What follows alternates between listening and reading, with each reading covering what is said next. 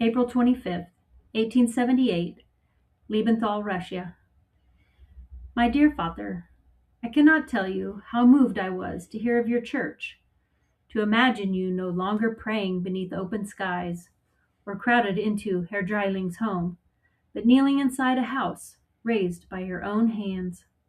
It may not yet be the church you dream of, but I know it is beautiful in our Father's eyes, every stone, every board, set with hope. Please, write to me as it grows. I try to picture you there. And Father, never forget the kindness of neighbors. It comforts me to know you are not alone. The British have shown you a generosity few are blessed to find in a new land. And if I know you, such goodness will never go unanswered. My heart ached when I read of the tragedy that has come upon the Denning family.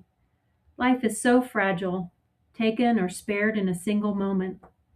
We learn this often in Russia, where sorrow and mercy have always walked side by side. I hold the Dennings in my prayers, and I pray as well for you and for Hans Peter. Reading of what happened, my thoughts have been heavy. The dangers of sod houses, of this new land, they weigh on me more than I wish to admit. May the Blessed Mother spread her mantle over you. May God grant that you soon have a sturdy home, one that shelters you and protects the growing family you are building there in America. I hope it pleases you to know that Anton has a natural talent for Duroc. He reminds me so much of Hans Peter when we were children. His cousins nearly refuse to play with him now. He is never the Duroc, and he shows no mercy in his card playing. Please tell my brother that he has a worthy opponent waiting for him. Since Christmas is past, the snows have melted, and the Kleine Vitelka flows strong once more, carrying with it the hopes and worries of another year. Midnight Mass at St. John the Baptist was as beautiful as ever.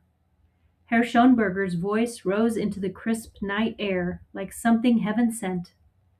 When the boys came home, they went straight to their shoes, searching for trysts from the Christkind.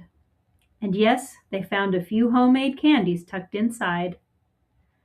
Their faces glowed with cautious joy. The Beltznickel can still slip through the darkness if he chooses. I told them that they had been good helpers this year, and that even their Großvater in America would know they were good boys. Our wheat is already sprouting in the fields, promising another good harvest. Yet my heart does not feel as light as it usually does in spring.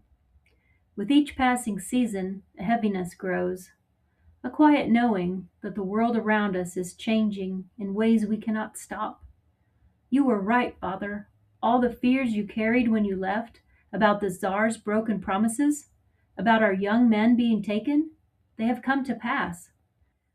When recruits were taken from Katharinenstadt and Herzog 4 years ago, you knew it was only a matter of time before Liebenthal faced the same fate. Hans Peter had just turned 20. Had he remained here, his name could easily have been added to the Tsar's list. This past autumn, the recruiters did come, just as we dreaded, and many of our boys were taken. Lange Heinrich's son among them. You remember him, don't you? The barefoot child who once ran laughing through the fields. Now he is gone, claimed for 6 years of service. 6 years before he may return, if he returns at all. And if he does, will he still be the boy we knew? Father, you were right to get Hans Peter and his young family out. Whatever hardships you have faced in America, at least his future is his own. Catherine the Great would never have allowed this, not in her lifetime. Had she lived, she would have kept her word. But she is long gone now, and her promises crumble like dry earth beneath our feet. Sometimes I wonder if she ever imagined that her Kolonisten, her children, would one day be left to fend for themselves in this way. When you left, people called you a fool. Some still do. But now they whisper in corners.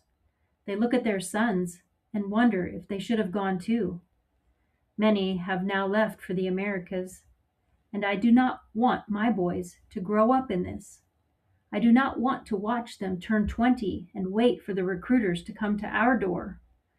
Ach, God, how I wish we could leave. I wish it with all my heart. But Johannes does not see it as I do. He says we belong here, that we have always belonged here, that no matter what happens, Russia is our home. He will not listen when I tell him that home is not only land and fields, it is safety, it is future, it is hope. I do not know if I will ever convince him, and so I stay, praying that when my boys grow, the world will look different, and that they will not have to fear the things that we now fear.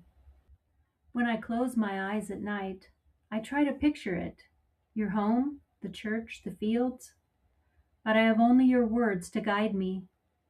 I try to imagine the land that has given you hope, because here mine is beginning to slip away.